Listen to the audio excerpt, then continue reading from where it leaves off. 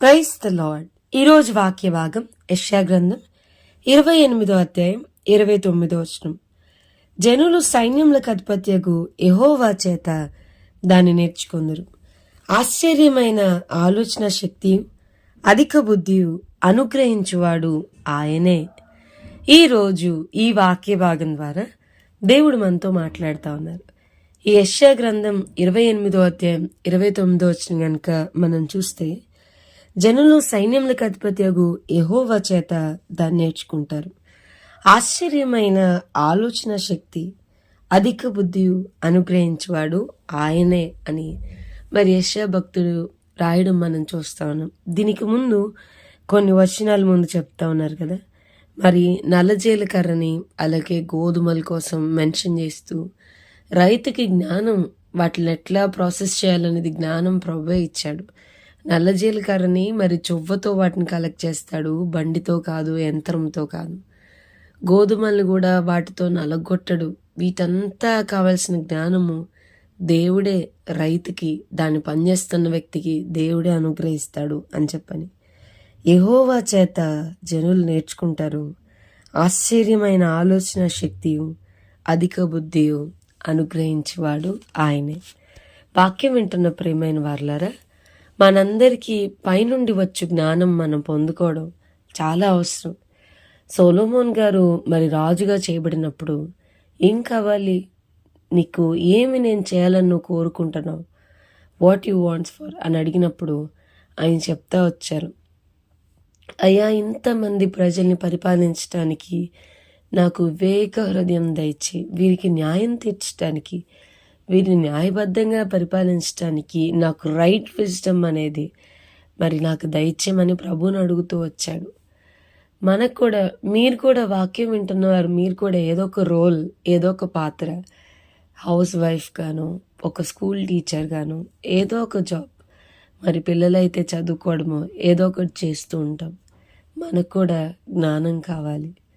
మనకు కూడా మరి ఒక న్యాయబద్ధంగా ఒక ఫ్యామిలీని ఎట్లా రన్ చేయాలి, పిల్లల్ని దేవుని కొరకు ఎలా పెంచాలి, ది బెస్ట్ డ్యూటీ తల్లిదండ్రులకి దేవుడు అనుగ్రహించిన బెస్ట్ డ్యూటీ కదండి.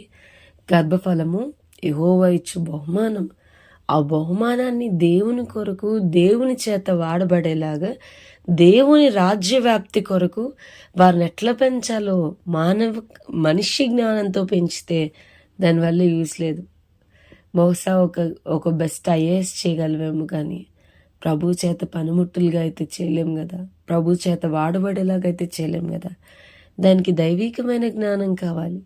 దేవుడు మనకిచ్చిన ఉద్యోగాల్లో, మనకిచ్చిన బాధ్యతల్లో చాలా జ్ఞానం కావాలి. ఈరోజు దేవుడు చెప్తున్నాడు, దేవుని దగ్గర నుండి మనం దాన్ని నేర్చుకుంటాం. ఆశ్చర్యమైన ఆలోచన శక్తి, అధిక బుద్ధి ఆయన మాత్రమే మనకు అనుగ్రహిస్తాడు.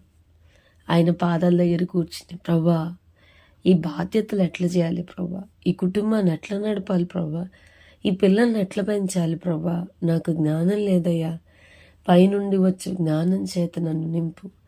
ఆశ్చర్యమైన ఆలోచన శక్తి నాకు.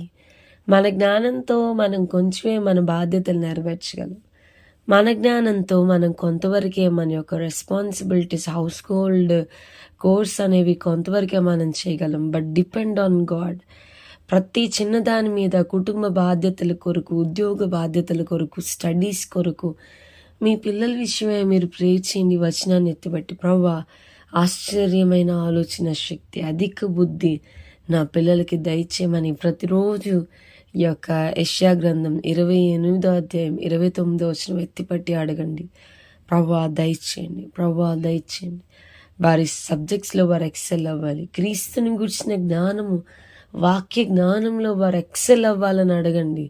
పైపైన స్టడీస్ మాత్రమే కాదు ప్రభువా, నా పిల్లలు వాక్యంలో వేరు తన్నాలి, లోతుగా వేరు తన్నాలి ప్రభువా, వేరు పారాలి. వాక్యంను గురించిన జ్ఞానం వారికి. ఈ వాగ్దానం మనందరి జీవితాల్లో నెరవేర్చబడును గాక. ప్రార్థన చేసుకుందాం. ప్రభువా, ఈరోజు వాక్య భాగం ద్వారా మీరు మాతో మాట్లాడినందుకు వందనాలు. వాక్యం విన్న మా ప్రియులైన వారిని అందరినీ దీవించి ఆశీర్వదించమని యేసు నామమున అడిగి వేడుకొంచున్నాం తండ్రి. Amen. God bless you and have a blessed day.